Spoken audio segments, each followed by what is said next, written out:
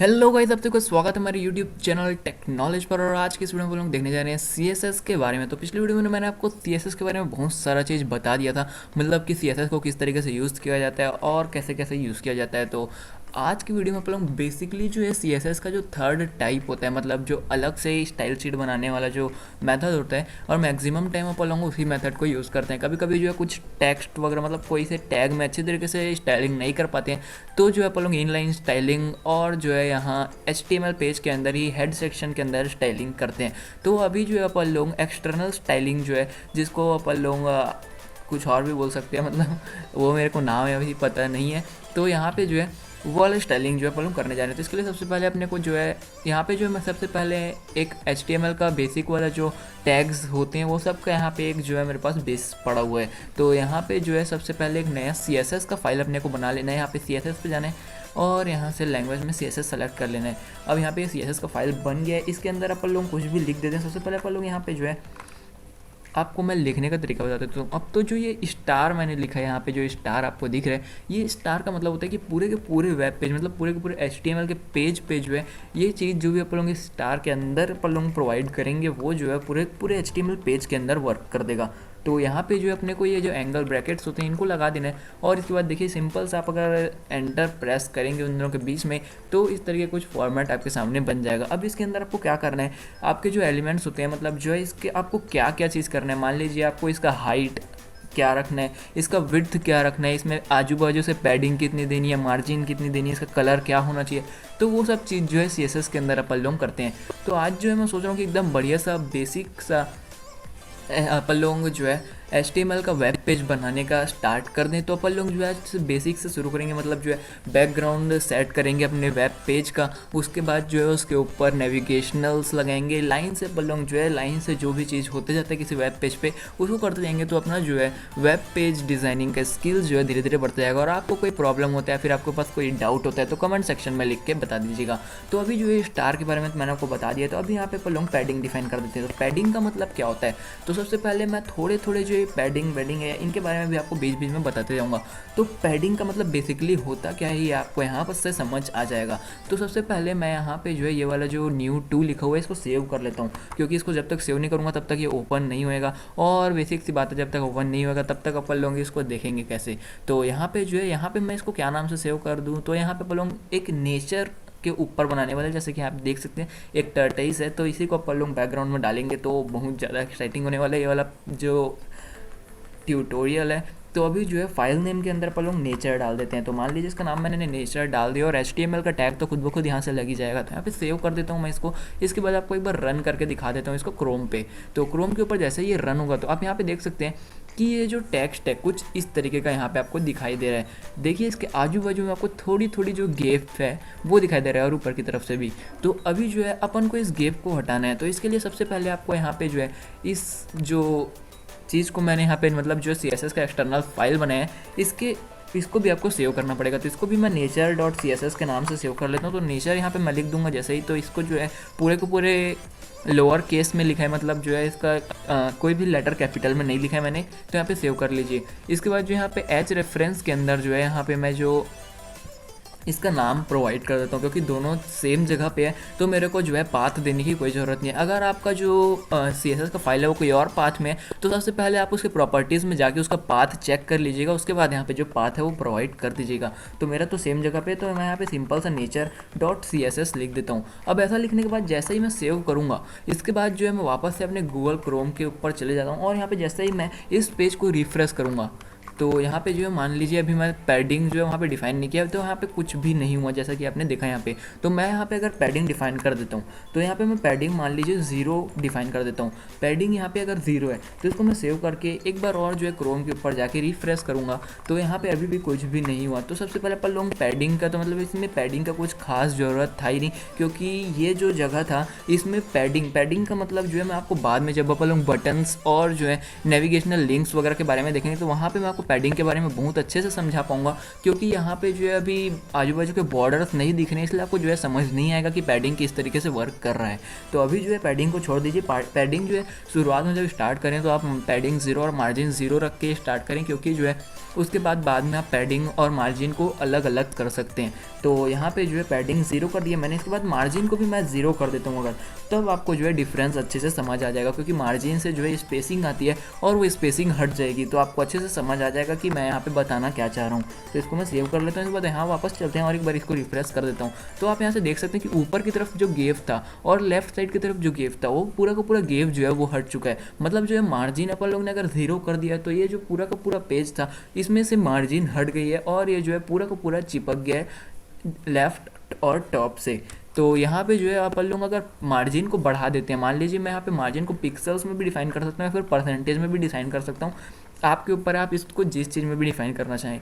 तो मैं अगर इसको 10 पिक्सल्स डिफाइन कर देता हूँ तो यहाँ पे जो 10 पिक्सल की गेव क्रिएट हो जाएगी। देखिए मैं एक बार रिफ्रेश करके दिखाता हूँ, देख सकते हैं ये जो है 10 पिक्सल की गेव बन गई है यहाँ पे। तो एक बार और अपन लोग वहाँ पे जाते हैं और एक बार परसेंटेज में डाल के देखते हैं, तो पूरे पेज का जितना भी परसेंटेज रहेगा उस परसेंटेज में जो है मार्जिन डल जाएगा। तो यहाँ पे एक बार परसेंटेज में डाल के देखते हैं, क्या पता वर्क ना भी करे, ऐसा भी हो सकता है। तो देखिए अपन लोग 10% डालें तो पूरा पेज जो था उसमें से जो 10% एरिया था उस एरिया पे जो है टेक्स्ट शो हो रहा है। मतलब जो उस पेज का जो 10% एरिया है वहाँ पे जो है ये टेक्स्ट शो होगा। तो इसको आप परसेंटेज में भी डाल सकते हैं और पिक्सल्स में भी डाल सकते हैं, ये आपकी मर्जी है। इसके बाद जो है यहाँ पे पैडिंग को मैं वापस से 0 कर देता हूँ, तो यहाँ पर जो है बहुत बढ़िया रहेगा। तो अभी जो ये वाला पेज मैंने बनाया है, यहाँ पे मैंने आपको मार्जिन और पैडिंग के बारे में तो बता दिया। अब यहाँ पे अपन लोग जो है सबसे पहले एक बेसिक सा पेज क्रिएट कर लेते हैं हमारे HTML डॉक्यूमेंट के लिए। तो यहाँ पे अपन लोग सबसे पहले एक बैकग्राउंड डालेंगे। तो बैकग्राउंड डालने के लिए तो अपन लोगों को बॉडी टैग ही जरूरी है। बॉडी टैग के अंदर से ये अपन लोग बैकग्राउंड के लिए इमेज डाल सकते हैं। उसके बाद जो है चलो छोड़ो, पहले अपन लोग जो है बैकग्राउंड का इमेज ही डाल लेते हैं। तो यहाँ पे बैकग्राउंड का इमेज डालने से पहले यहाँ पे जो है एक पैराग्राफ मतलब एंकर टैग बना लेते हैं, क्योंकि जो लेफ्ट साइड में, मान लीजिए आपने बहुत सारे वेबसाइट में देखेगा कि लेफ्ट साइड में जो होता है एक लोगो डला होता है, उस टाइप को अपन लोग लोगो यहाँ पे डालेंगे। तो यहाँ पे जो है सबसे पहले मैं यहाँ पे एक एच रेफरेंस दे देता हूँ जो कि होगा हैज़। तो हैज़ जो होता है आपके पेज में वापस ही नेविगेट कर देगा उस चीज़ को। तो यहाँ पे जो है एंकर टैग मैंने यहाँ पे एक बना लिया है, इसके अंदर मैं सिंपल सा लिख देता हूँ नेचर। तो नेचर जो है पूरा का पूरा कैपिटल के इसमें लिख रहा हूँ मैं, क्योंकि ये जो है बहुत बढ़िया दिखने वाला है। तो इसको कंट्रोल S करके सेव कर लेते हैं, एक बार चेक कर लेते हैं कि ये यहाँ पे आया भी कि नहीं। तो यहाँ पे आप देख सकते हैं अभी जो है वो नेचर जो लिखा हुआ है वो ब्लू कलर में दिख रहा है और उसका फॉन्ट भी उतना खास नहीं है। तो अभी जो है इसके फॉन्ट वॉन्ट भी अपन लोग चेंज करेंगे। तो चलते हैं सबसे पहले अपने HTML के पेज पे और इसके बाद यहाँ से चलते हैं CSS पे। तो अभी आपने देखा होगा कि अपन लोग ने जो है एंकर टैग के अंदर ये चीज़ को लिखा हुआ है नेचर को। तो अब अपन लोग अगर इस नेचर के अंदर कोई भी मतलब ये जो टेक्स्ट लिखा हुआ है इसके अंदर कोई भी स्टाइलिंग करना चाहते हैं तो या तो अपन लोग यहाँ पर से सिंपल सा एंकर टैग ले सकते हैं या फिर यहाँ पे एक क्लास या फिर ID बना सकते हैं। तो अगर अपन लोग सिंपल सा अगर एंकर टैग ले लेते हैं तो उससे होगा क्या कि पूरे पेज भर में जितने भी एंकर टैग्स होंगे वो पूरे के पूरे एंकर टैग्स के अंदर सेम स्टाइलिंग लग जाएगा। पर अगर अपन लोग यहाँ पे क्लास और ID लेके मतलब क्लास या फिर ID लेके यहाँ पे अगर स्टाइलिंग करते हैं तो वो स्टाइलिंग जो होगा वो जो प्रॉपर उस क्लास के लिए या फिर उस ID के लिए जो भी टैग के अंदर डिफाइंड होगा उसके ऊपर बस जो है स्टाइलिंग लगेगा। तो यहाँ पे मैं क्लास डिफाइन कर देता हूँ जो कि होगा लोगो। तो यहाँ पे मैं क्लास डिफाइन कर दे रहा हूँ यहाँ पे। तो क्लास के बारे में तो आपको पता हो गई क्योंकि मैंने पिछले वीडियो में ही बता दिया था कि क्लास क्या होता है। तो यहाँ पे मैंने क्लास लिख दिया है। क्लास लिखने के बाद मैं यहाँ पे सिंपल सा लोगो लिख देता हूँ। तो मैं प्रीफर करता हूँ कि आप यहाँ पे जो है मैक्सिमम टाइम लोअर केस में ही लिख दें, क्योंकि जो है बार बार इसको कॉपी करके पेस्ट करने की कोई ज़रूरत नहीं होगी वहाँ पे फिर। तो यहाँ पे जो है इसको अपन लोग ने डिफाइन कर दिया। जैसे कि यहाँ पे अपन लोग जो स्टार मतलब स्टार का मतलब होता है पूरे का पूरा वेब पेज। तो यहाँ पे अपन लोग स्टार के बाद यहाँ पे अगर अपन लोग क्लास सेलेक्ट करना चाहते हैं तो क्लास सेलेक्ट करने के लिए मैंने आपको पहले ही बता दिया था कि यहाँ पे एक डॉट लगाना पड़ता है सबसे पहले, उसके बाद जो क्लास का नाम रहता है वो लिख दीजिए। तो यहाँ पे ये जो क्लास है वो सेलेक्ट हो गया है। अब यहाँ पे अपने को सिंपल सा नीचे जाना है, उसके बाद वापस से एंगल ब्रैकेट से क्लोज कर देना है, यहाँ पर जाके एक बार एंटर प्रेस कर देना है। तो यहाँ पे ये इस तरीके से आ जाएगा। अब अपन को जो लोगो है उसके अंदर जो टेक्स्ट लिखा हुआ है उसका जो कलर है उसको अपन लोगों को चेंज करना है। तो सबसे पहले आपने यहाँ पे देखा होगा कि इसके नीचे एक लाइन भी था, तो देख सकते हैं यहाँ पे एक अंडरलाइन भी है। तो ये अंडरलाइन को हटाने के लिए सबसे पहले तो अपन लोगों को यहाँ पे टेक्स्ट डेकोरेशन नेम करना पड़ेगा। तो टेक्स्ट डेकोरेशन क्या होता है मैं आपको यहाँ पे बता देता हूँ। तो सबसे पहले मैं यहाँ पे लिख के दिखा देता हूँ कि टेक्स्ट डेकोरेशन कुछ इस तरीके से होता है। टेक्स्ट डेकोरेशन तो ये जो है इसको यहाँ पे लिख लीजिए। इसके बाद यहाँ पे मैं जैसे ही नन लिख दूंगा तो ये जो चीज़ है यहाँ पर से अंडरलाइन हट जाएगा। तो सॉरी यहाँ पे थोड़ा सा मिस्टेक हो गया कोई सा शायद। तो अभी जो है इसके जगह अपने को सबसे पहले एंकर टैग लिखना पड़ेगा, क्योंकि जो टेक्स्ट डेकोरेशन होता है वो एंकर टैग से होता है। तो यहाँ पे सेव कर लेता हूँ मैं इसको। वापस से चलते हैं क्रोम पे और आप देख सकते हैं यहाँ पर से जो है वो कलर, मतलब कलर बोल दिया मैंने गलती से, यहाँ पे जो अंडरलाइन था वो हट चुका है और यहाँ पे जो है वो टेक्स्ट बहुत बढ़िया दिख रहा है। अब जो है अब यहाँ पे मैं आपको एक और चीज़ बता देता हूँ कि यहाँ पे जो है ये जो एंकर टैग है, इस एंकर टैग के अंदर अपन लोग ने क्लास लिया है। तो इस एंकर टैग के अंदर अपन लोग ने क्लास लिए है, तो अपन लोग इसको यहाँ पर इस तरीके से डिफाइन कर सकते हैं कि अपन लोग ने एंकर टैग के अंदर क्लास लिया है, ना कि डायरेक्ट ही क्लास को डिफाइन कर दीजिए। अगर आप एंकर टैग के अंदर क्लास डिफाइन करते हैं तो आप टेक्स्ट डेकोरेशन को भी डायरेक्ट वहीं पे ही लगा सकते हैं। तो वो कुछ इस तरीके से लगता है। तो यहाँ पे जो है मैंने ए लिख दिया सबसे पहले। इसके बाद जो ये वाला मतलब जो लेस देन का साइन होता है, सॉरी ग्रेटर देन का साइन होता है, ये ग्रेटर देन का साइन आपको यहाँ पे लगा देना है। तो इसके बाद यहाँ पे आपको जो है उस जो क्लास का नाम होता है वो यहाँ पे डॉट लगा के लिख देना है, क्योंकि मैंने आपको पहले ही बताया कि डॉट लगाना जरूरी होता है। तो यहाँ पे देख सकते हैं एंकर टैग के अंदर, इसका मतलब होता है एंकर टैग के अंदर ये जो आपको ये दिख रहा है यहाँ पे, जो इसका मतलब होता है एंकर टैग के अंदर जो लोगो क्लास है उस क्लास के अंदर अपने को ये वाला स्टाइलिंग देना है। तो ये वाला स्टाइलिंग क्या है वो यहाँ पे अपन लोगों को डिफाइन करना पड़ेगा।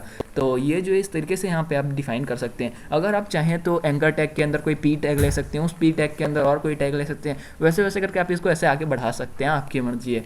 तो यहाँ पे जो है अपने को सबसे पहले उसका कलर चेंज करना है। मान लीजिए मेरे को उसका कलर ब्लैक रखना है, तो यहाँ पे सिंपली आपको क्या करना है, कलर लिख देना है। कलर लिखने से जो है उसके अंदर जो भी टेक्स्ट होता है उस टेक्स्ट का कलर जो है वो चेंज हो जाता है। तो कलर लिखने के बाद यहाँ पे जो है इस तरीके का जो डबल डॉट्स होते हैं वो लगा देना है यहाँ पे। इसके बाद जो सिंपली आपको ब्लैक लिख देना है। तो आप कलर 3 तरीके से डिफाइन कर सकते हैं। कलर डिफाइन करने के लिए आपको 3 तरीके दिए जाते हैं। या तो आप सिंपल सा कलर का नाम लिख दीजिए, या फिर आप RGB कॉम्बिनेशंस पे लिख दीजिए। तो मैं तीनों चीज़ आपको एक साथ बता दूंगा। और या फिर आप यहाँ पे हेक्साडेसिमल कोड्स भी लिख सकते हैं। तो यहाँ पे सबसे पहले इसको यहाँ पर से क्लोज भी करना पड़ता है। मैंने शायद आपको बताना भूल गया था कि यहाँ पे जो ये जो आपको ये वाला जो चीज़ दिख रहा है जिसको मैंने अभी यहाँ पे कट कर दिया, उसको जब तक आप क्लोज नहीं करेंगे तब तक नीचे के और जो टैग्स होते हैं वो वर्क बिल्कुल भी नहीं करने वाले हैं। तो आप क्लोज करना इसको बिल्कुल भी ना भूलें। ये जो होता है वो क्लोज करने के लिए होता है और ये जो होता है वो स्टार्ट करने के लिए होता है। तो यहाँ पे जो है ब्लैक मैंने सेलेक्ट कर लिया। इसको सेव करके एक बार चेक कर लेते हैं कि वो ब्लैक कलर का हुआ भी कि नहीं। तो यहाँ पे आप देख सकते हैं कि अभी ये जो इस तरीके से वर्क नहीं किया, तो इसका मतलब अपन लोग ने कुछ ना कुछ गड़बड़ी की है। तो यहाँ पे ये जो होता है एंकर टैग के अंदर लोगो वाला, उसको अपन लोग हटा देते हैं इस तरीके से। इसको हटाने के बाद एक बार अपन लोग रिफ्रेश करते हैं तो अभी भी ये जो है उसका कलर चेंज नहीं हुआ है। तो इसको एक बार चेक करना पड़ेगा अपने को कि इसके साथ क्या लोचा है। तो सबसे पहले यहाँ पे अपन लोग देख लेते हैं कि यहाँ पे जो है ये इसका कलर चेंज क्यों नहीं हो रहा है। तो चेंज नहीं होने के अंदर जो कारण है वो मैं आपको देख के बताता हूँ। तो अभी जो है वो जो चीज़ था वो मेरे को पता चल गया कि क्यों ये जो है अप्लाइड नहीं हो रहा था। तो इसके पीछे कारण ये था कि अपन लोग ने जो HTML पेज में थोड़ा एडिटिंग किया था, मतलब यहाँ पे क्लास जब अपन लोग ने दिया था यहाँ पे, तो अपन लोग ने उसको सेव नहीं किया था। इस कारण जो है वो यहाँ पे CSS अप्लाई नहीं हो रहा था, क्योंकि वो पहले वाला सेव था जब अपन लोग ने क्लास यहाँ पे प्रोवाइड ही नहीं किया था। तो अभी जो अपन लोग क्लास प्रोवाइड करने के बाद अगर इसको सेव नहीं करेंगे तब तक जो है HTML का जो CSS पार्ट है वो उसके ऊपर अप्लाई नहीं होगा। तो अभी जो मैंने इसको सेव कर लिया है, अब यहाँ पे जो है इसको सेव करके यहाँ पे जो है वापस से चलते हैं क्रोम ब्राउज़र पे। तो यहाँ पे जो बैकग्राउंड म्यूजिक चल रहा है वो चालू हो गया था, तो इसको रिफ्रेश करते ही देखिए आप यहाँ पे जो नेचर है वो ब्लैक कलर में हो गया है। तो अभी इसको अपन लोगों को ब्लैक कलर में ही रहने देते हैं। तो अभी जो है ये इसका कलर तो अपन लोग ने चेंज कर दिया। अब अपन लोगों को अगर इसका जो है फॉन्ट फैमिली, मतलब इसका जो क्या बोलना चाहिए, उसका फॉन्ट होता है वो अगर अपन लोगों को चेंज करना है, मतलब फॉन्ट का जो स्टाइल होता है वो अपन लोगों को चेंज करना है, तो वो चेंज करने के लिए यहाँ पे जो है फॉन्ट फैमिली का एक जो है CSS का जो पार्ट होता है वो यहाँ पे यूज़ किया जाता है। तो यहाँ पे सिंपली आपको लिखना है फॉन्ट, इसके बाद एक डैश देना है, उसके बाद जो है फैमिली लिख देना है। तो यहाँ पे जो मेरे पास सजेशन पहले से ही आ गया तो मैं इसको सिलेक्ट कर लेता हूँ। इसके बाद जो है ये जो सेमी कोलन होता है उसको अपन लोग डाल देते हैं यहाँ पे। इसके बाद फॉन्ट फैमिली अपन लोग कोई सा भी रख सकते हैं। तो यहाँ पे मान लीजिए मैं यहाँ पे एब्रीमा का फॉन्ट फैमिली रख लेता हूँ। आप चाहें तो ताहोमा या फिर और भी बहुत सारे फ़ॉन्ट्स होते हैं वो यहाँ पे यूज़ कर सकते हैं, या तो एरियल होता है, और भी बहुत सारे फ़ॉन्ट्स होते हैं। आप यहाँ पे जो सभी चाहें वो यूज़ कर सकते हैं। अगर आपको पता नहीं है कि आपके सिस्टम में कौन कौन से फ़ॉन्ट्स हैं, तो यहाँ पे आप जा सकते हैं स्टार्ट मेन्यू पर। इसके बाद यहाँ पे जो है सिंपली आप फ़ॉन्ट्स करके सर्च कर दिए, तो जैसे ही आप यहाँ पे सर्च करेंगे तो यहाँ पे फ़ॉन्ट्स आपको दिखा देगा। तो इसके अंदर जो है फ़ॉन्ट, आपको जितने भी फ़ॉन्ट है आपके सिस्टम के अंदर वो आपको यहाँ पे दिखा दिया जाएगा। तो यहाँ पर से आप फ़ॉन्ट के नाम देख सकते हैं, और उसका जो है यहाँ पे किस तरीके से लिखाया जाएगा वो सब भी दिखाया हुआ है। तो उन सब को यहाँ पे आप यूज़ कर सकते हैं। तो इसको मैं बंद कर देता हूँ, अभी मेरे को तो थोड़ा बहुत पता ही है। तो यहाँ पर जो है इसको क्लोज़ भी करना पड़ता है, ये आप याद रखिएगा। तो इसको सेव कर लेते हैं, वापस से ऑल्ट टैब जगा के वापस जाते हैं अपने क्रोम ब्राउज़र पे, और यहाँ पे इसको रिफ्रेश कर देते हैं। तो यहाँ पे आप देख सकते हैं इसका जो फ़ॉन्ट है वो थोड़ा सा चेंज हुआ है। तो अभी जो है अपन लोगों को इतना जो है लाइट नहीं रखना है, क्योंकि इतना खास नहीं लग रहा है अभी। तो अपन को इसको जो है बोल्ड करना पड़ेगा। तो बोल्ड करने के लिए अपने को क्या करना पड़ेगा, यहाँ पे बोल्ड करने के लिए यहाँ पे अपन को फॉन्ट वेट प्रोवाइड करना पड़ेगा। तो फॉन्ट वेट के अंदर आप क्या क्या कर सकते हैं मैं आपको ये बता देता हूँ। सबसे पहले तो फॉन्ट वेट जो होता है उसके अंदर आप जो है जो फ़ॉन्ट के मतलब आपका जो टेक्स्ट है उसमें जो है बोल्ड रखना है, इटैलिक रखना है, फिर अंडरलाइन रखना है, ये सब आप यहाँ पे फ़ॉन्ट वेट के अंदर जो है डिफाइन कर सकते हैं।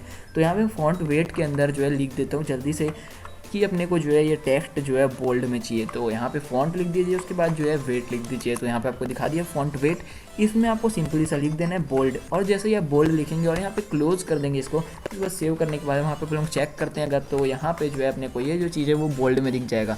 अब अपने को जो है इस फॉन्ट का जो साइज़ है वो इंक्रीज़ करना है। तो फॉन्ट का साइज़ अगर अपने को इंक्रीज़ करना है तो उसके लिए अपन लोगों को जो एट्रीब्यूट आता है वो होता है फॉन्ट साइज़।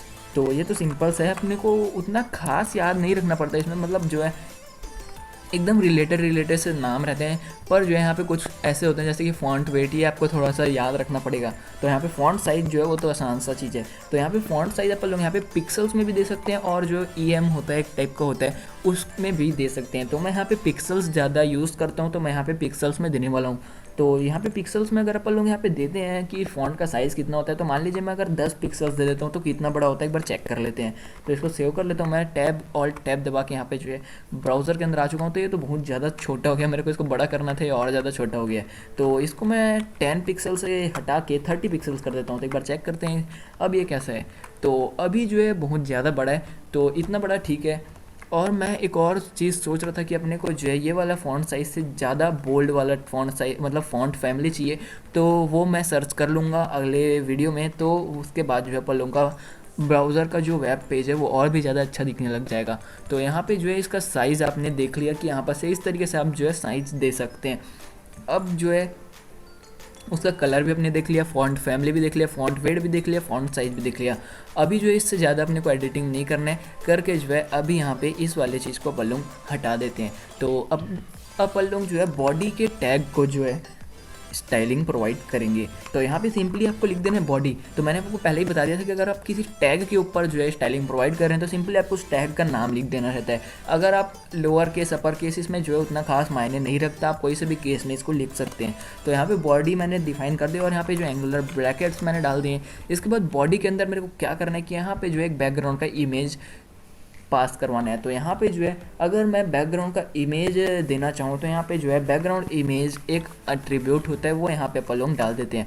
तो यहाँ पे मैंने बैकग्राउंड इमेज है वो डाल दिया है। इसके बाद जो है यहाँ पे अपने को अगर बैकग्राउंड इमेज का जो पाथ है वो डिफाइन करने के लिए यहाँ पे अपने को लिखना पड़ता है URL। तो यहाँ पे अपन लोग URL जैसे ही लिखेंगे, इसके बाद जो है इस तरीके का ब्रैकेट आपको बनाना है यहाँ पे। इसके बाद जो है आपका जो फाइल है मतलब आपका जो इमेज है उसका जो भी नाम होगा वो आपको यहाँ पे लिख देना है। तो वो जो इमेज होगा वो आपके CSS फाइल के पास में ही होना चाहिए, और HTML फाइल। तो मैं प्रीफर ये करता हूँ कि आप HTML और CSS का जो पूरा फाइल होता है वो एक ही जगह में रखिए, उससे जो है ज़्यादा आसानी होता है उस पेज को लोड करने में। तो सबसे पहले मैं देख के आ जाता हूँ कि मेरे इमेज का नाम क्या है, उसके बाद जो है पहले आगे बढ़ते हैं। तो अभी जो है मैं अपने इमेज का नाम जो है यहाँ पे देख के आ गया हूँ, और उसको मैंने कॉपी कर लिया है। तो यहाँ पे मैं पेस्ट कर देता हूँ उसको, उसके बाद सेव करके अपन लोग एक बार चेक कर लेते हैं कि बैकग्राउंड का इमेज जो है वो यहाँ पे लगा है कि नहीं लगा है। तो यहाँ पे एक बार रीलोड करेंगे अपन लोग यहाँ पे, तो ये जो है यहाँ पे लग जाएगा। तो अभी देख सकते हैं कुछ ज़्यादा ही बड़ा दिख रहा है यहाँ पे। तो यहाँ पर सबसे पहले मैं इसको हटा देता हूँ। तो यहाँ पे जो है बहुत ज़्यादा बड़ा भी जो है इमेज लग चुका है। तो मैं सबसे पहले यहाँ पे क्या करने वाला हूँ कि इस इमेज का जो विड्थ है वो यहाँ पे प्रोवाइड करने वाला हूँ। तो यहाँ पे अपन लोग सिंपली लिख देते हैं विड्थ इज इक्वल टू 100%। तो विड्थ अपना जो है 100% हो जाएगा।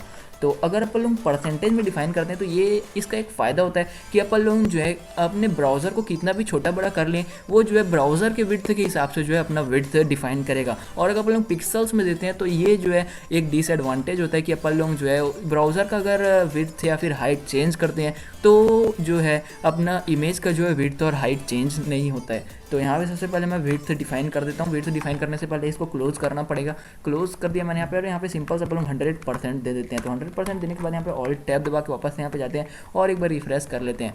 तो शायद ये जो इमेज है वो इतना ही बड़ा है, मेरे को पता भी नहीं था कि ये इमेज इतना बड़ा है करके। तो अभी जो है चलते हैं वापस इधर से। तो यहाँ पे मैंने आ गया वापस से, और यहाँ पे जो है अब यहाँ पे अपन लोग जो है बैकग्राउंड रिपीट जो है उसको बंद कर देते हैं। पता चला कि अपन लोग जो है कंटेंट डालते गए, उसके बाद जो है बैकग्राउंड का जो इमेज है वो नीचे स्क्रॉल करने के बाद जो है रिपीट होते जाए। तो इस चीज़ को अपन लोगों को है बंद कर देना है। तो यहाँ पे सिंपली से बैकग्राउंड रिपीट जो होता है उसको मैं यहाँ पे से बंद कर देता हूँ। तो बैकग्राउंड रिपीट मैंने यहाँ पे सेलेक्ट कर लिया है, और यहाँ पे सिंपल सा मेरे को यहाँ पे लिखना पड़ेगा नो रिपीट। तो नो रिपीट जैसे ही मैं लिखूँगा तो यहाँ पे जो है बैकग्राउंड का रिपीटिशन जो है वो बंद हो जाएगा। तो इस चीज़ को यहाँ पे रिफ्रेश कर देता हूँ मैं। अब जो है ये पेज जो है रिपीट नहीं होने वाला है। तो अब यहाँ पे सिंपली जो है बैकग्राउंड के हिसाब से जो कलर मैचिंग होगा वो कलर के हिसाब से अपन लोग यहाँ पे नेविगेशन बार्स बनाएंगे, और यहाँ पे जो है HTML का पेज जो है वो डिफाइन करेंगे अच्छी तरीके से। तो आज के वीडियो में आप लोगों को जो है अच्छी तरीके से समझ आया कि नहीं आया मेरे को अच्छे से पता नहीं है। अगर आपको समझ आ गया तो प्लीज़ वीडियो को लाइक कर दीजिएगा। अगर आपको और भी ऐसे नए नए वीडियोज़ चाहिए तो हमारे चैनल को सब्सक्राइब करके बेल आइकन पे प्रेस कर दीजिए, जिससे और ऑल पे जरूर प्रेस कर दीजिएगा, जिससे हमारे चैनल की नोटिफिकेशन सबसे पहले आप तक पहुंच जाए और आप हमारे चैनल की वीडियो को सबसे पहले देख पाएँ। तो आज के लिए बस इतना ही। Take care, good bye, and we will see in the next video.